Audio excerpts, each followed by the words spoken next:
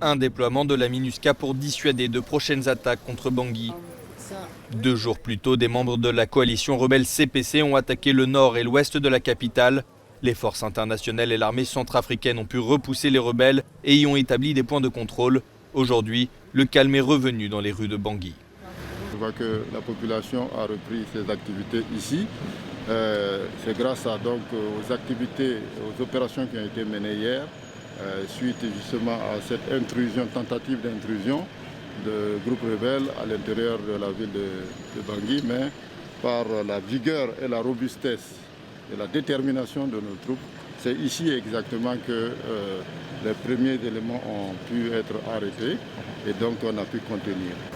Les rebelles de la coalition des Patriotes pour la Centrafrique ne s'étaient jamais approchés aussi près de la capitale depuis le début de leur offensive. Il y a un mois, l'alliance de 6 des groupes rebelles les plus puissants du pays avait réclamé la suspension des élections et avait commencé leur marche en direction de la capitale. Face à la menace, la MINUSCA s'affaire à rassurer les populations locales. Nous travaillons pour cela, nous sommes des soldats de la paix et nous sommes déterminés pour veiller à ce que la paix règne dans ce pays et dans le monde entier. Merci Papa Daniel. Pour les forces internationales, il faudra désormais s'assurer de limiter le nombre de populations déplacées par les violences. Depuis décembre, ce sont 60 000 personnes qui ont pris la fuite.